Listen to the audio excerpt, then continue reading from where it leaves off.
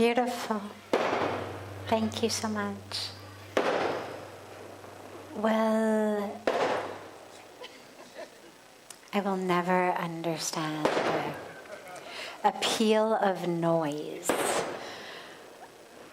I hope if you're not in a rush, I hope that after the satsang also you can stay back and offer some more kirtan, and people can stay back after the satsang and have some more beautiful kirtan.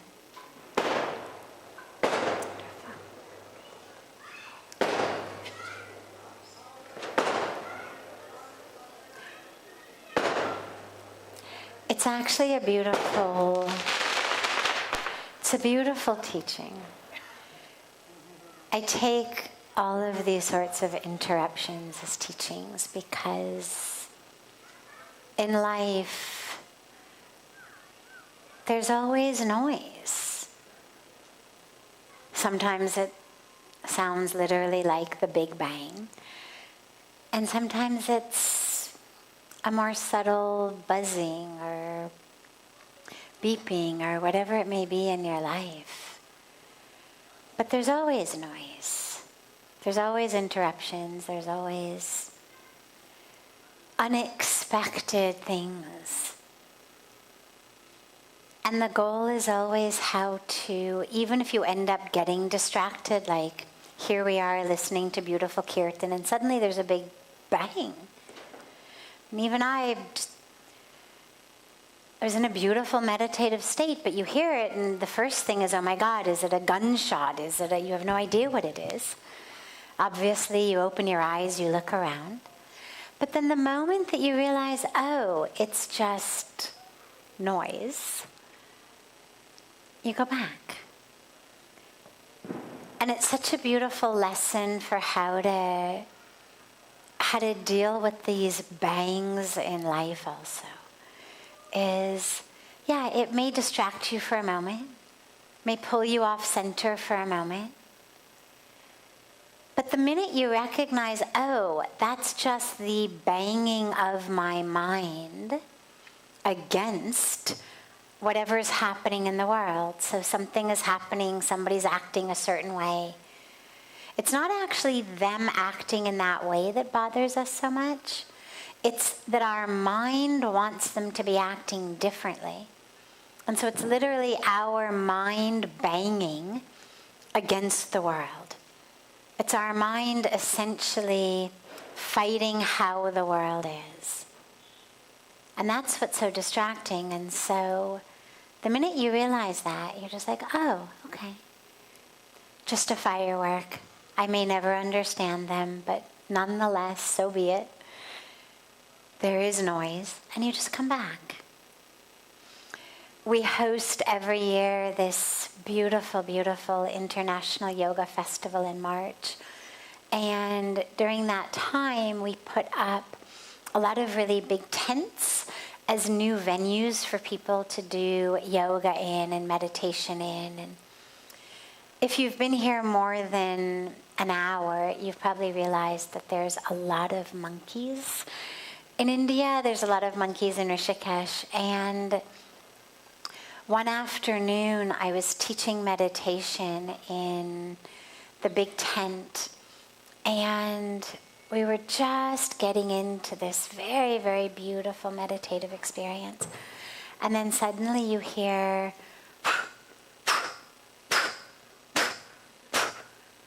and everybody opened their eyes, and you look up, and the way the tents are, they're temporary, so they're just cloth. They're beautiful, and they're done in very artistic and decorative ways, but they're cloth overlaid each other.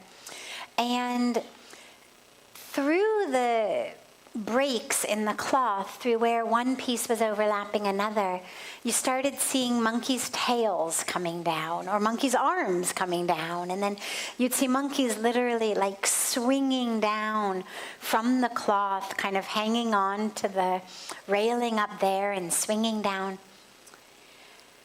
And everyone giggled a little bit, and within 30 seconds, 40 seconds, it was like, oh, all right, it's just monkeys on the roof. And we were able to go back into our meditations. You still heard the noise, but now we knew, oh, it's just monkeys, all right, no problem, and we go back into meditation. But then a few moments later, suddenly we heard this bam, bam, bam, bam. And then there was no way to meditate. And what it was the guards who had been appointed with the task of keeping the monkeys off the roof. And the guards had these big metal sticks, and they were like a pole type of thing, and they were banging it against the metal poles of the tent.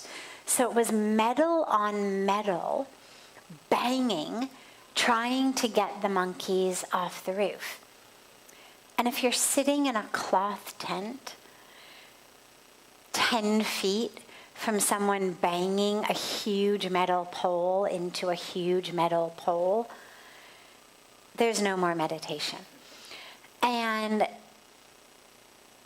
as disruptive as it was a perfect teaching and a perfect metaphor, because with just the monkeys doing their thing, yeah, we were temporarily distracted for just a moment, but we were able to go back to meditation. But the minute that the guard comes in and starts literally trying to beat those monkeys off the roof, that's when your meditation is essentially, for the time being, ruined. And this is what happens in our minds and our lives, is things happen, like the monkeys. They distract you. They take you places you didn't want to go. They pull you off center. But the minute that you recognize what it is, you're able to go back. That's just a memory of the past. Oh, that's just anxiety about the future. Oh, that's just this person's way of being that triggers something in me. I'm not quite sure what it is, but I'll analyze it later. For the moment, I'm meditating. But you're able to come back. And you're able to come back quickly. Because you just see what it is, you acknowledge it, and then you come back. But the time when you're not able to come back so quickly is when your inner guard starts metaphorically trying to beat those thoughts out of your head, and you start hearing those inner voices that say things like, just stop it.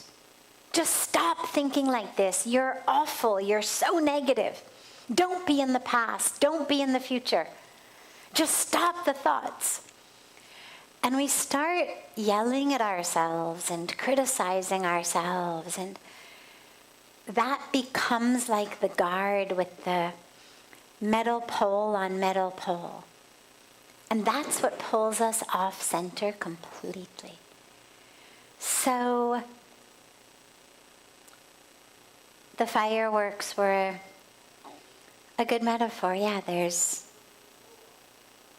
bangs and booms and whatnot in our life. But they're just a very, very temporary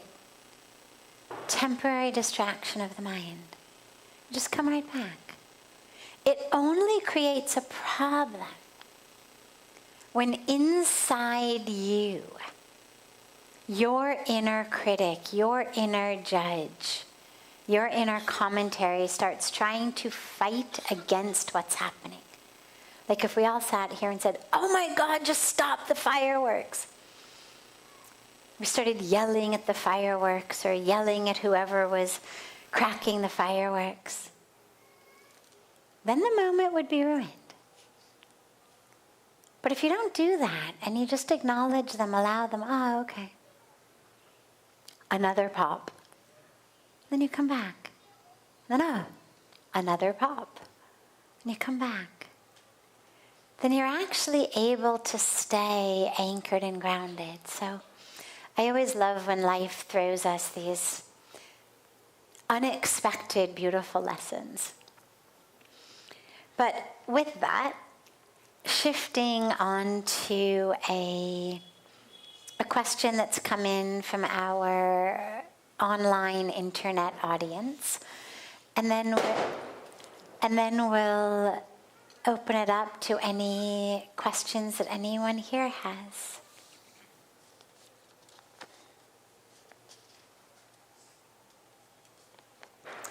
Will it anger the gods and goddesses if I'm not a vegetarian, or is striving to not eat meat enough? Do I also need to perform pujas and other rituals associated with the faith? This is a question asked by Dawn on our website. I don't think about the divine as getting angry. I know that some religious traditions have this concept of God as a very authoritarian figure, typically a father figure, who gets angry and punishes you. That's not the view that the Vedic Sanatan Dharma Hindu tradition has. We think of the divine, we understand the divine as the supreme reality, as that which is, that which has created, that which sustains, that which destroys or dissolves in order that a cycle of creation again begins. Those are kind of the tasks that are done by the divine. We think of the divine as that presence of love, of truth, of divinity, of oneness. In some senses unknowable because it is infinite, formless, nameless, but also knowable. Because since it's infinite, therefore, it can be known by an infinite number of names or forms. And so to know any form or name of the divine is to know the divine. So in addition to having this idea of the divine as supreme, nameless, formless, we also believe that God is personally knowable. And people are encouraged to personally know God and have a relationship with God in whatever way that works for you. But there isn't a sense of God being angry like a parent and sort of holding a grudge or scolding you or punishing you, or, that you've let God down in some way. That being said, there is this thing called the law of karma, in which the actions we do give us results. Again, it's not a system of rewards and punishments, as I always say. But actions have repercussions. I mean, this is basic Newtonian physics 101. Every action has an equal and opposite reaction. So whatever I'm doing, there's going to be a repercussion for it. And so it's not that God is going to be angry that I'm not a vegetarian. But if you're living a lifestyle that is not as anchored in non-violence and compassion as it could be, it means you're planting seeds of violence, of harm, of selfishness on some level. That you're choosing personal desire, taste, likes and dislikes over that which we would consider dharma, righteousness, the right path. Is striving to be vegetarian enough? Well, the question is, enough for what? Enough to ease your conscience? That's up to you. Enough to get a spiritual stamp of approval by someone who's prepared to give you a stamp of approval? Sure, of course. But the question is, enough for what? Like, what is your goal? Is it enough to be in good health? Depends which doctor you ask. Is it enough to abate and even reverse climate change, world hunger, water shortages? No, it's not enough. Because we're at such a critical place with the environment that we actually need all hands on deck. And vegetarianism is not, it's not just about the animals, it's not just a matter of be compassionate to animals. It's now actually, as said by organizations like the United Nations, it's essentially the only decision that someone who really cares about the protection and preservation of our environment could make. I won't go into all of the statistics, 'cause I could do that all night. It's one of my favorite topics. But suffice it to say that it's a decision that if you care about anything, if you care about energy usage, carbon emissions, methane emissions, global warming, water shortages, food shortages, land shortages, any of that, world hunger, being a vegetarian is the only choice that you could make. On that level, cutting down a little bit, absolutely, every bit helps. But when you say, is it enough, we have to ask ourselves, what's my goal? You know, one of the things that my guru, Pujya Sadhviji, and I laugh about sometimes is in these satsangs, in question-answer sessions all over the world, one of the questions that comes up a lot is someone will raise their hand and they'll say some variation of, what's the bare minimum I have to do? And it's like, well, do for what? I mean, do to get an A+ in spirituality? Who's grading you? And what it really is about is that we all want to feel like good people. We want to be able to get out of bed in the morning and look at ourselves in the mirror and say, I'm a good person. We want to be able to give ourselves some kind of a spiritual stamp that says, I'm a spiritual person. But essentially, we want to keep doing exactly what we're doing. We just want those stamps so that we feel good about ourselves. I can't tell you the number of people who have essentially tried to rationalize sexual promiscuity in the name of Tantra and tried to convince me, but essentially themselves, that what they're doing in having essentially indiscriminate sex that's rooted in nothing but lust and boredom is actually part of a powerful spiritual path called Tantra. And what you realize is that we essentially want to keep doing exactly what we're doing, but we just want to justify it to ourselves.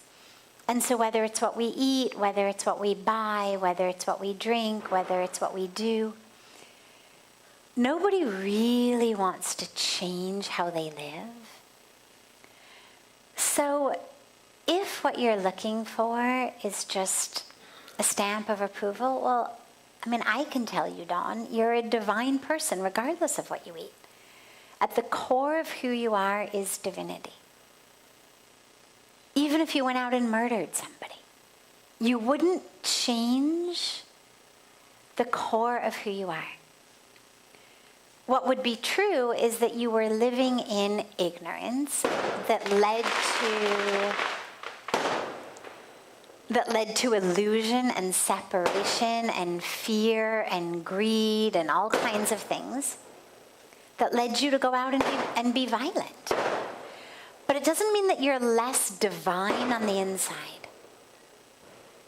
So if all you're wanting is that, you've got it. But if what you want is to know that you're living a life that is spiritually aligned, that is the most powerful instrument, vehicle, vessel that you can be in this world,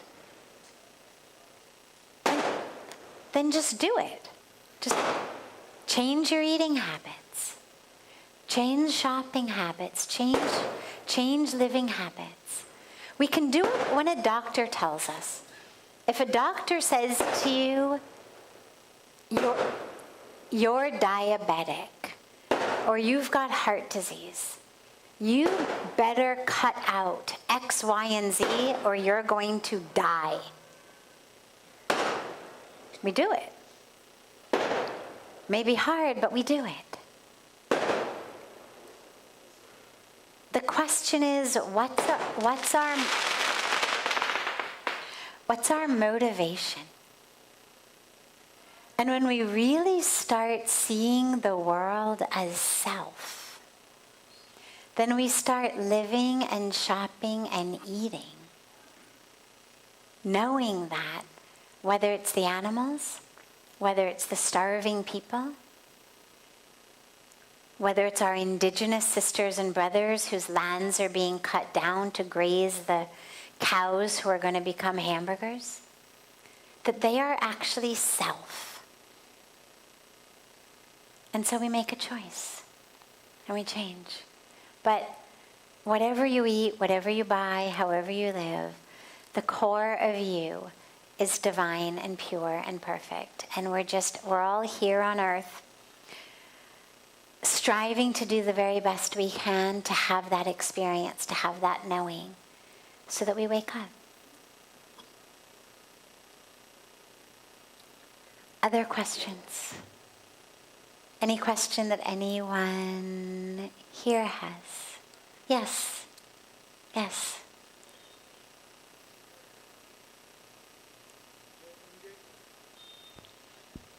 Jai Gange. Jai Gange. Thank you for taking my question. Dealt with blindness many, many years. Getting ready for being deaf. Grandparents were deaf. Father was deaf. Mother 97 is totally deaf. And a lot of people tell me, I don't pay attention to their conversation. Prepare me. How would I deal with what's coming to me?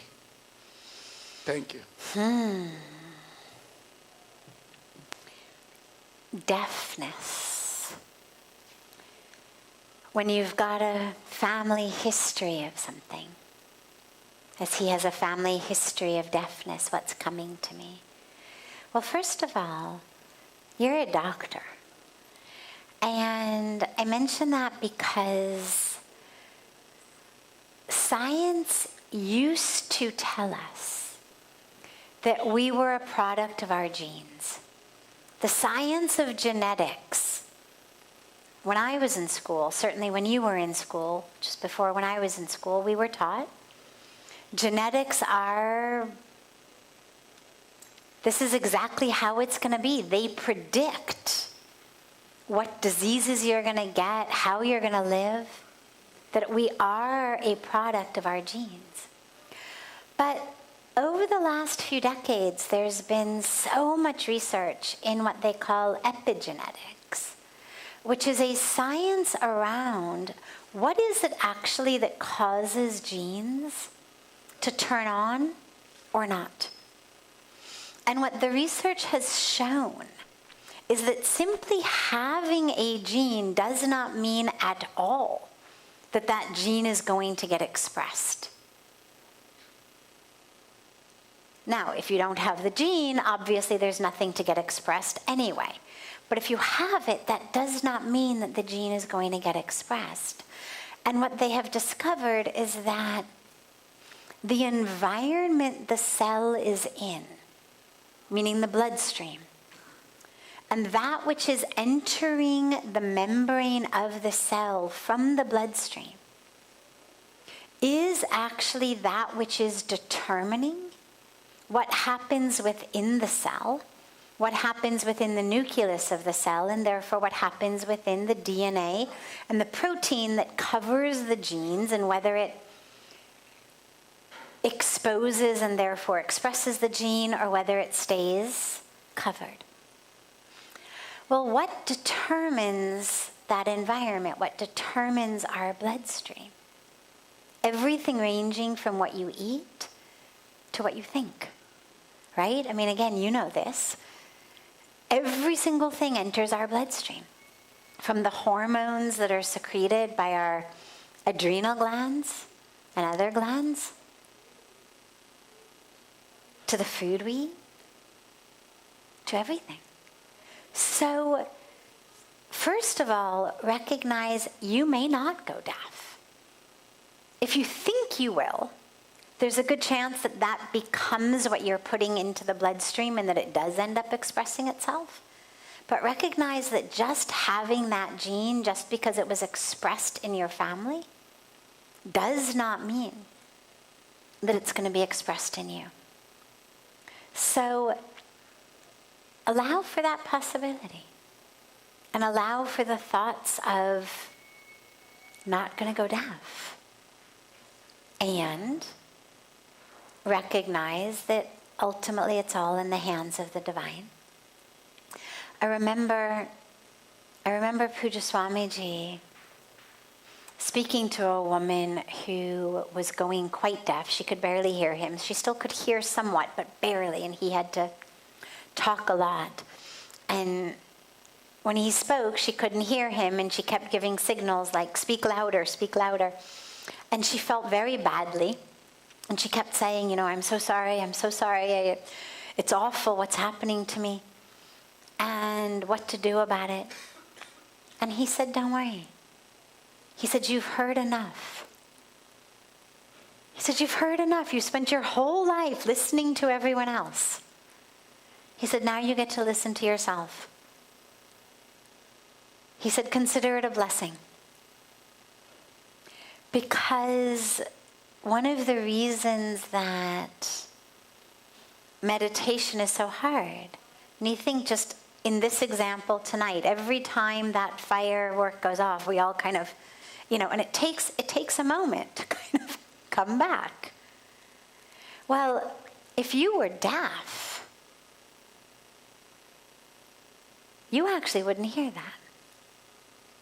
That there's a level to which those distractions, those impediments that pull most of us would actually stop pulling you.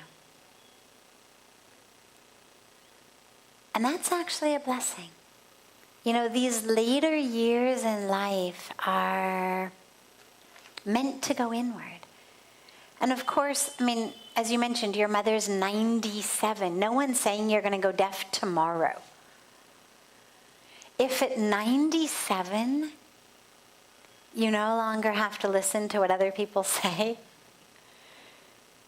and you get to just listen to the voice within, maybe it's not such a curse. So take it in both ways. Number one, recognize that you are in many ways the master of, the co-creator of your own destiny, that your genes absolutely do not dictate that anymore, that the science you were taught in medical school has actually now been proven to be incorrect.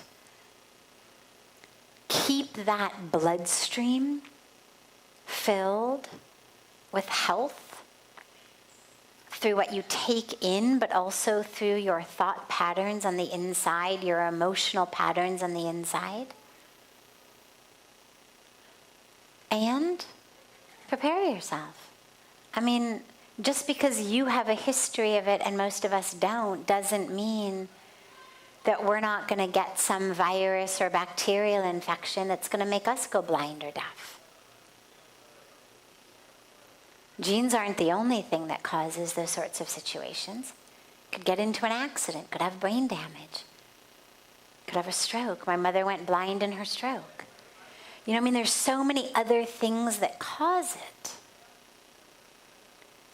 that on some level we all have to always be aware that the gifts that we have of physical health and use of all of our faculties are an incredible blessing. And when you're looking for things to be grateful for every morning and evening, or in your gratitude journal, you know, on the days or the times if you can't think of other things, well, your physical body always serves as an almost infinite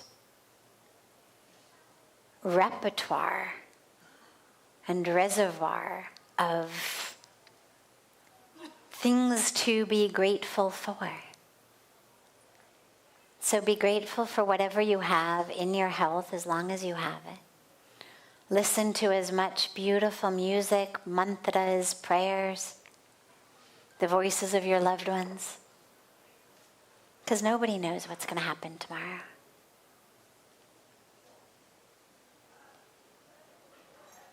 Yes.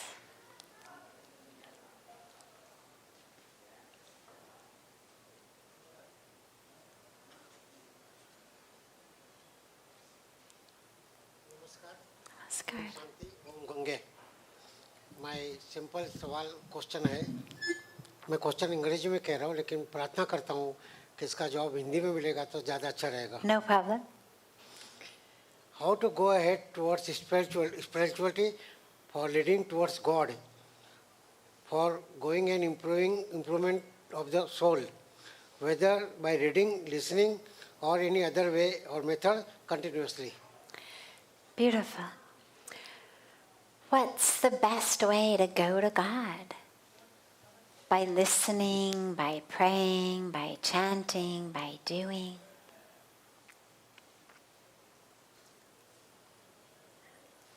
Yes, and yes, and yes, and yes. They're all the best way. Here, Mother Ganga flows, right outside our beautiful doorstep. Now,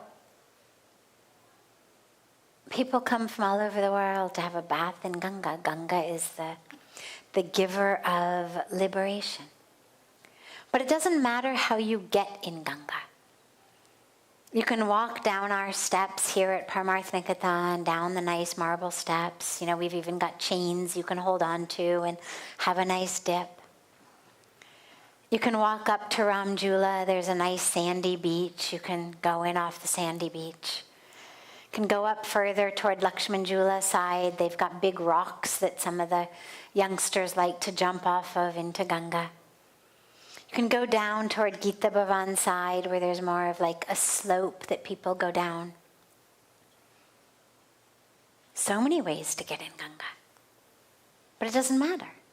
All that matters is you get in. Dubki lagao. Kaise jayenge andar? वो कोई फर्क नहीं पड़ता.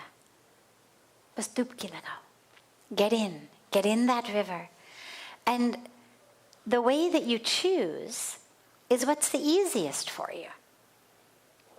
As I said, you know, some of the youngsters, they like to jump off the rocks, but wouldn't be my first choice of the way to go in. I'd rather go in from our steps. I love going in right underneath, you know, Shankar Bhagwan. It's beautiful. Some people prefer a sandy beach. Doesn't matter. Choose based on what works easiest for you.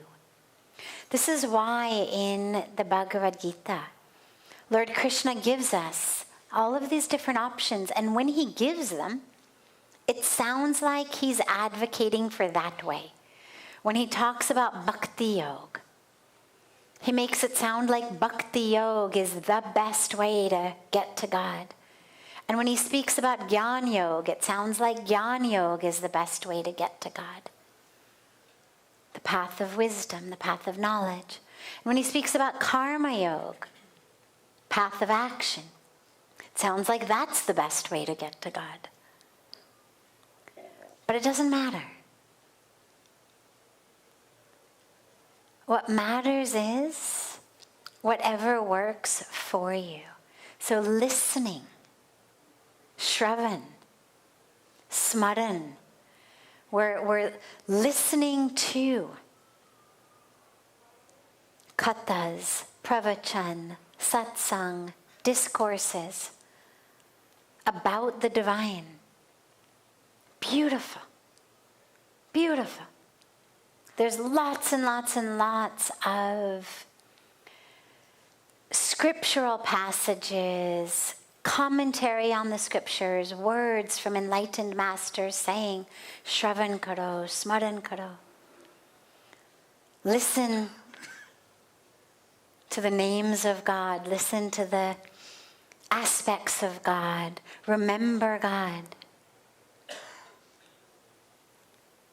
Seva karo. Do seva, selfless action, karma yoga. Lots and lots and lots of teachings from scriptures, beautiful teachings from the wise ones saying, let every moment, every action be in the service of the divine.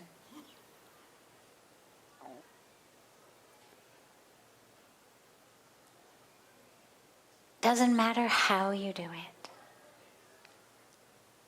Ultimately, ideally, you would do all of them. Ultimately, ideally, your daily practice would include all of it. It would include reading of some scripture, chanting of some japa, some mantra, doing of seva, some bhakti practices, arti, puja, something, some kind of bhakti practice. Chanting, some kind of practice of meditation, that it would include all of it ideally. But whichever one works most for you, start there. Just get in. All of the paths end up meeting together in the river. You're gonna meet in that river, the one who jumped off the rock, the one who came off the beach. You're gonna come together in the river. And once you're all in the river and wet, it doesn't matter how you got in. So whatever works best for you. Yes.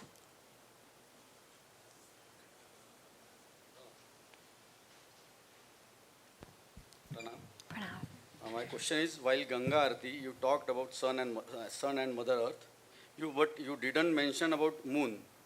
Does it not that important like sun and earth? If yes, what role it plays in our journey of spirituality? Beautiful. So in Aarti, when I was speaking about honoring and celebrating the sun, because it's Chat Puja, but I said we also should remember to celebrate and honor the earth and protect the earth. So what about the moon? So what I was speaking about tonight had to do with really that which was giving us life. Without the sun, we could not live. Both the warmth, the light, but also because the sun is that which the trees use for photosynthesis so that they can give us the fruit and give us the shade and give us the water and sustain the life of all of the animals that depend upon the forest. The sun allows our fields to grow, our crops to grow. Without sun, you can't grow anything. So the sun and the earth actually are those through which our very lives, our physical lives, are preserved. The moon plays a very interesting role. I'm not sure that I would say that the moon is crucial to our physical life. My guess is, and I am not a scientist of astronomy, but my guess is that if the moon disappeared, chances are we would continue to live. And if we didn't, the only impact would be based on whatever happened with the oceans. The moon impacts the oceans a lot. It's what causes high tide and low tide. Now, the moon obviously has been used for thousands and thousands, tens of thousands, hundreds of thousands of years, as long as there have been beings with a brain similar to what we have who need to navigate their way in the night. Well, the moon is the way that they navigate their way. So the moon allows that navigation. But in terms of critical aspects of life, I don't know, I love the moon anyway. I mean, regardless of whether it actually keeps us alive or not, the moon certainly plays a role in our spiritual life.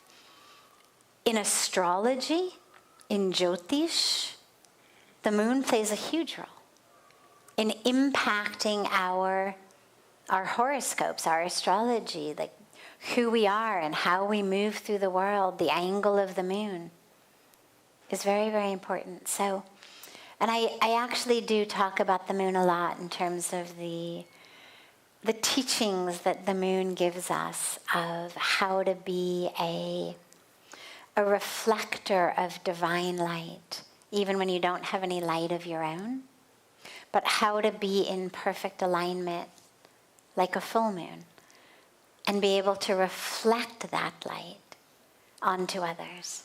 So, yeah, apologies for leaving the moon out of that particular talk. But yeah, we definitely love and celebrate the moon.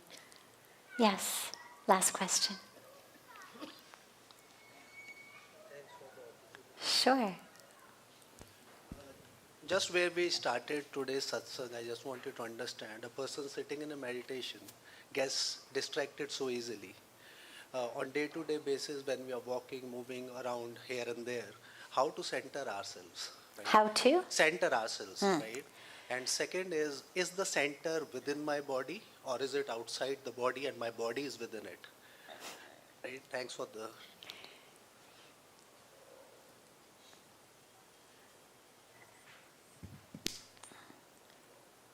Is the center within my body, or is the center outside my body and my body is just in it? And how to center yourselves as we go about our day-to-day life. So it depends what you're asking, the center of what. So for the sake of simplicity, we'll say this lowercase s self, meaning this body, mind, brain, karmic package complex. You can think of it as Jiv Atma, this individual soul in my individual, unique body. But not only my physical body, also you can think of it as my subtle body as well, Sukshma Sharir, that goes with my physical body. The center of that is actually right here, or taught. This energy center, this chakra, is called the Swadhisthana chakra. And Swadhisthana, literally the Sanskrit means the center, the place of the self. Swa is self, stan is place. So Swadhisthana is the place of the self. And it's interesting because a lot of the meditative traditions meditate from here. It's called the lower dantian in practices of Qigong, Chinese medicine. So different words, but same place. Pujya Swamiji had a conversation once with His Holiness the Dalai Lama, who mentioned that he meditates from down here. So even traditions that are not talking about chakras or using those words are still anchored in this energetic area. And if you try it, you'll see actually how powerful it is when you're moving throughout your life. If you keep that awareness on your breath, and you keep your breath anchored here, so rather than breathing from up here, stay anchored in the breath here, you'll find it really doesn't matter what situation you're in. You're able to stay anchored and grounded right here. But when you talk about the capital S self, where is the center of that? Well, then there is nothing but God. We are one with that divine. That's the core of Vedanta. Aham Brahmasmi, Soham, Tattvam Asi.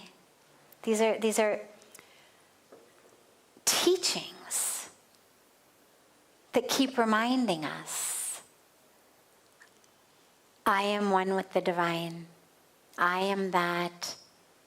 Thou art that. That capital T, that. Everything. Brahman. The supreme reality. Nothing but God. So yes, my body is in that. My ultimate center is everywhere. There is no place that isn't my center, because there's no place that God begins and ends. You can only find a center if there's a beginning and an end. Right? I mean, here's one arm, there's the other arm, where's the center? Right about here. But if there's no beginning and no end, there's no center. So the center of my capital S self is everywhere. It's certainly not the body, but my body exists in that divinity. But in terms of the day-to-day centering within this body, try to anchor it right here. Beautiful. Have a beautiful, beautiful rest of your evening. A beautiful morning and day to our family joining us from online. And I look so forward to being together tomorrow.